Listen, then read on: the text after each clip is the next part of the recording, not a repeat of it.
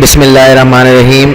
My name is Gohar Ayub and today we are going to start lecture number 6 of chapter number 5 for class 10 mathematics. The name of this chapter is sets and function. पिछले lectures में हम लोगों ने study किया था properties के बारे में कि हमारे पास सेट्स के चैप्टर में कौन कौन से लॉज या प्रॉपर्टीज़ यूज़ हो सकती हैं, जिसमें हमने लास्ट प्रॉपर्टी पढ़ी थी या लॉ पढ़ा था जो कि हमारे पास था D Morgan's law. D Morgan's law के बाद हमारे पास एक बहुत ही इम्पॉर्टेंट टॉपिक आता है जिसे कि हमारे पास वेन्स डायग्राम कहा जाता है। वेन डायग्राम कहा जाता है। वेन डायग्राम हमारे पास एक बहुत ही इम्पॉर्टेंट टॉपिक है जिसमें हम ये लर्न करते हैं कि हम यूनियन, इंटरसेक्शन या जो भी ऑपरेशन जो हमने अभी तक पढ़ चुके हैं उन्हें डायग्रामेटिकली किस तरह से रिप्रेजेंट किया जाता है और उन्हें किस तरह से डायग्राम के थ्रू शो किया जा सकता है।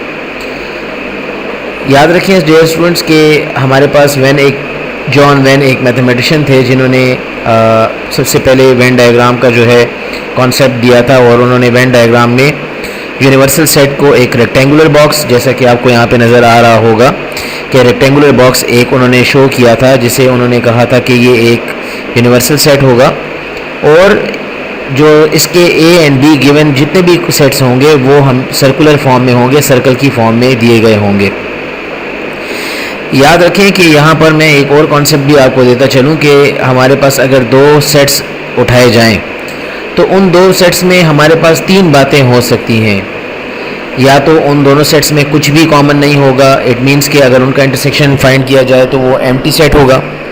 एक ऐसा सेट जिनका इंटरसेक्शन एम्प्टी सेट हो उसे डिसजॉइंट सेट कहा जाता है। अगर या तो फिर उनमें कुछ ना कुछ कॉमन होगा, दोनों में से कोई ना कोई सेट्स में कुछ एलिमेंट्स आपस में कॉमन होंगे, तो ऐसे सेट जिसमें अगर इनका इंटरसेक्शन फाइंड किया जाए और वो नॉन एम्प्टी सेट आए, मतलब कुछ ना कुछ कॉमन आए, तो ऐसे सेट्स को ओवरलैपिंग सेट्स बोला जाता है। फिर ऐसा भी हो सकता है कि हमारे पास एक सेट के सारे एलिमेंट्स दूसरे सेट में मौजूद हों, तो ऐसे सेट्स को सबसेट कहा जाता है और दूसरे सेट में कुछ एलिमेंट्स ज़्यादा भी मौजूद हों जिसे एक सुपर सेट कहा जाएगा। अगर दोनों एलिमेंट्स एक जैसे हैं तो दोनों इक्वल सेट्स कहलाएंगे, लेकिन ऐसा हो सकता है कि एक में सेट में एलिमेंट ज़्यादा हों और दूसरे में बाकी सारे के सारे एलिमेंट्स उसके मौजूद हों, तो उस कंडीशन में सबसेट्स बोला जाएगा। अब यहाँ पर वेन ने डायग्रामेटिकली कलर करके, शेड करके, कुछ लाइनिंग करके हमारे पास यूनियन, इंटरसेक्शन, कॉम्प्लीमेंट वगैरह को सॉल्व करने की कोशिश की थी और सिंप्लीफाई करने की कोशिश की थी। तो आइए हम चल के अभी पढ़ते हैं कि किस तरह से वेन ने इन डायग्राम्स को रिजॉल्व किया था और सिंप्लीफाई किया था। ये जो डायग्राम है यहाँ पर हमारे पास ये तीनों डायग्राम्स हैं यूनियन की। यहाँ पर ए यूनियन बी होना चाहिए था और यहाँ पर ए इंटरसेक्शन बी होना चाहिए था, वो मुझसे मिस हो गया यहाँ पर। तो अगर यूनियन फाइंड किया जाए तो हमें पता है कि अगर डिसजॉइंट सेट होंगे तो बनाते वक्त ये इनमें कुछ भी कॉमन नहीं होगा, तो ये कोई हिस्सा भी आपस में शेयर नहीं कर रहे होंगे। अगर ओवरलैपिंग सेट्स होंगे यानी उनमें कुछ ना कुछ कॉमन होगा तो ये थोड़ा सा पार्ट आपस में शेयर कर रहे होंगे। और अगर सबसेट्स वाला सीन होगा तो सबसेट्स में हमारे पास ए जो है सबसेट है बी का, यानी बी सुपर सेट है और ए उसका सबसेट है, तो फिर इस तरह से सबसेट्स को बनाया जा सकता है। बी सेट सबसेट हो सकता है, एक बड़ा यूनिवर्सल सेट हो सकता है, हम अकॉर्डिंगली उसको इंटरचेंज कर सकते हैं। याद रखें कि जब कभी भी यूनियन किया जाता है तो यूनियन करते वक्त हम ए सेट और बी सेट दोनों को कलर करेंगे, क्योंकि यूनियन करते वक्त हम ए और बी दोनों एलिमेंट्स को कंसिडरेशन में रखते हैं।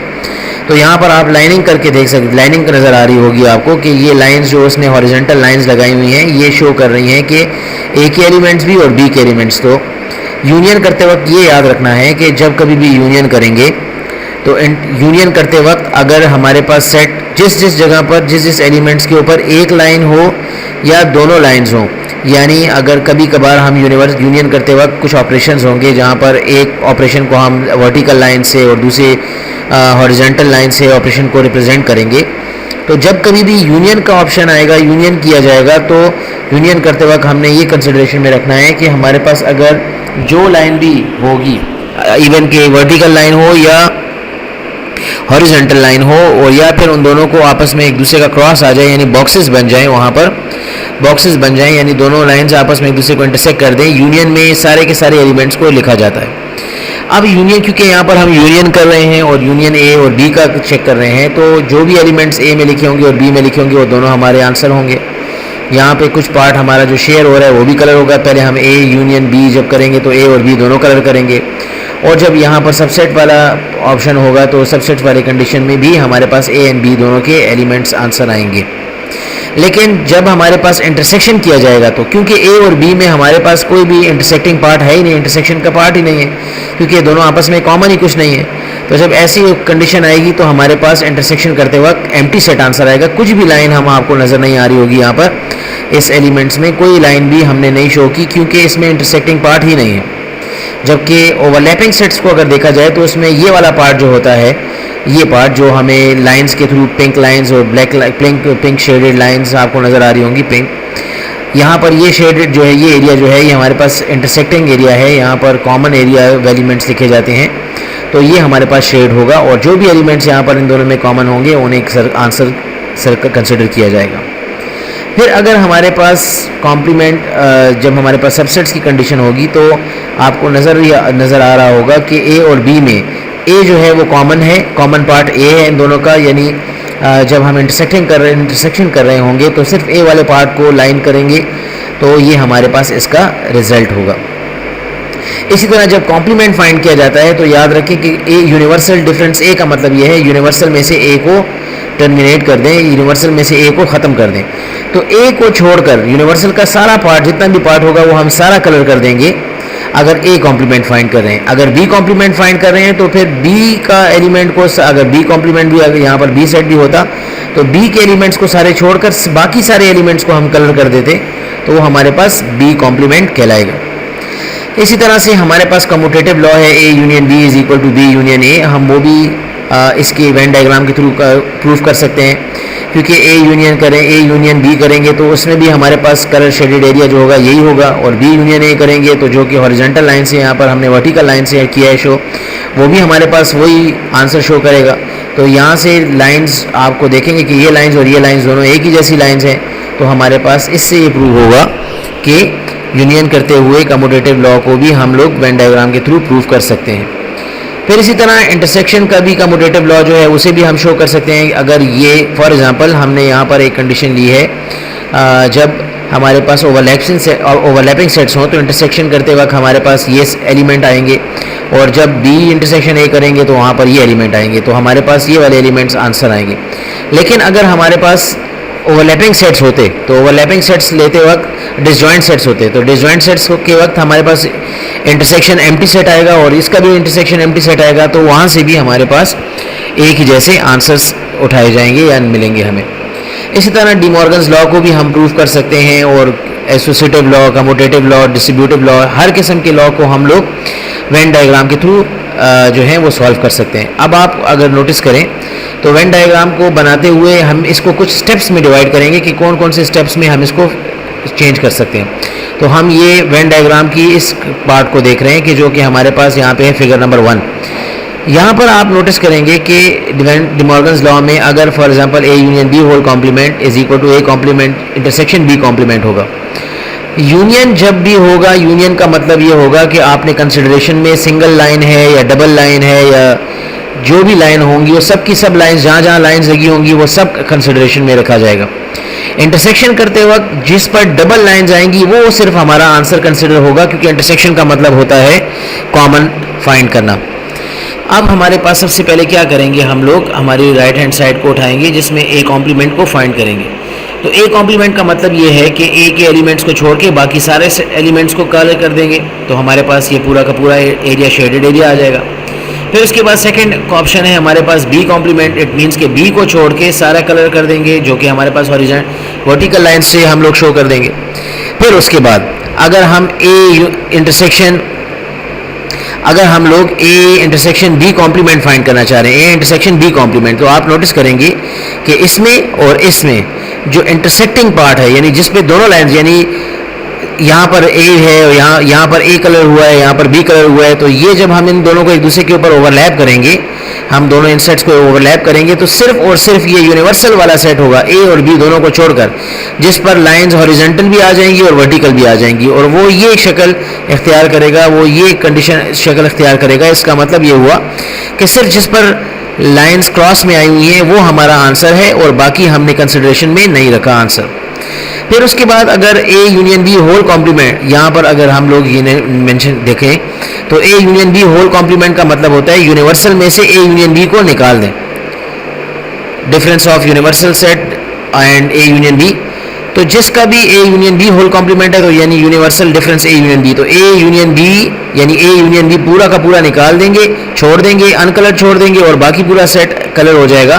तो आप नोटिस करेंगे कि इसकी लाइंस और इसकी लाइंस दोनों एक ही आंसर को रिप्रेजेंट कर रही हैं। तो डी मॉर्गन्स लॉ का जो फर्स्ट स्टेटमेंट है वो हम लोग इस तरह से प्रूफ करवा सकते हैं। हमारे पास डी मॉर्गन्स वेन डायग्राम में इसके अलावा आप नोटिस करेंगे कि वेन डायग्राम है उसमें डिस्ट्रीब्यूट, जैसे पहले ही कहा, डिस्ट्रीब्यूटिव लॉ भी हम प्रूफ कर सकते हैं, एसोसिएटिव लॉ भी प्रूफ कर सकते हैं। तो एसोसिएटिव लॉ प्रूफ करते वक्त हम लोग कंसिडरेशन में रखेंगे कि सबसे पहले ए यूनियन बी फिर यूनियन सी। तो अगर A union B union C कर रहे हैं तो ए बी यूनियन होगा, बी बी यूनियन होगा, सी बी यूनियन होगा, तो सारे के तीनों कलर हो जाएंगे। इसी तरह लेफ्ट साइड पे भी पहले बी और यू सी को यूनियन करेंगे, फिर उसके बाद ए को उसके साथ यूनियन करेंगे तो तीनों कलर्स हो जाएंगे। और आप कलर्स से देख सकते हैं कि दोनों के कलर्स जो शेड हुए हैं वो दोनों सेम है। इसका मतलब ये है कि हमारे पास एसोसिएटिव लॉ दोनों साइड से इक्वल प्रूव हो रहा है। सेम जब हम लोग जब कभी भी इंटरसेक्शन का फाइंड कर रहे होते हैं तो हम ये देखते हैं कि ए और बी का इंटरसेक्टिंग पॉइंट कौन सा है। सबसे पहले ए इंटरसेक्शन बी फाइंड करेंगे, तो ए इंटरसेक्शन बी ये पार्ट होगा जो कि ए और बी में दोनों में कॉमन होगा। फिर उसके बाद ए इंटरसेक्शन बी के साथ सी कौन सा पार्ट इंटरसेक्शन कर रहा है, तो सी का जो हमारे पास इंटरसेक्टिंग पार्ट है वो सिर्फ और सिर्फ ये इंटरसेक्टिंग पार्ट है जो कि ए यूनियन बी के साथ इंटरसेक्शन कर रहा है। तो ये हमारे पास ये वाला हिस्सा होगा जो A union B, A intersection B and intersection C, यानी ए का और बी का इंटरसेक्शन एंड सी का इंटरसेक्शन। तो सी का ये पार्ट जो कि हमारे पास ये नज़र आ रहा है आपको, ये होगा। तो ये हमारे पास A intersection B intersection C को बस शो करेगा। और यहाँ से फिर अगर बी इंटरसेक्शन सी को कलर करें तो सी का पार्ट हमारे पास ये भी होगा। ये बाय चांस इसके पास सी के साथ जो कलर शेड हो रहा है वो यहाँ से शेडिंग करते वक्त मुझसे मिस हो गया। यहाँ पर आपने याद रखना है कि ये कलर भी होगा, तो यानी ये हमारे पास ये वाला हिस्सा और साथ में ये वाला हिस्सा इसी तरह से आ जाएगा। इसी तरह से डिस्ट्रीब्यूटिव लॉ को भी हम लोग इसी तरह से प्रूव कर सकते हैं कि डिस्ट्रीब्यूटिव लॉ जो है हमारे पास, डिस्ट्रीब्यूटिव लॉ में पहले बी इंटरसेक्शन सी फाइंड करेंगे तो बी इंटरसेक्शन सी का पार्ट जो होगा वो बी और सी का पोर्शन कलर हो जाएगा। और फिर ए उसके साथ यूनियन करना है तो ए को उसके साथ जब यूनियन करेंगे तो ये तीनों पार्ट्स कलर में आ जाएंगे। इसी तरह जब लेफ्ट साइड उसकी सॉल्व करेंगे तो वहाँ से भी इसी तरह के A union B is shown as vertical lines यहाँ पर हमारे पास प्रूफ हो सकते हैं इस चीज़ों को। हमारे पास एक्सरसाइज है जो हमारी अगली एक्सरसाइज है जो कि पिछले लेक्चर के बाद हमने पढ़नी थी, वेन डायग्राम की।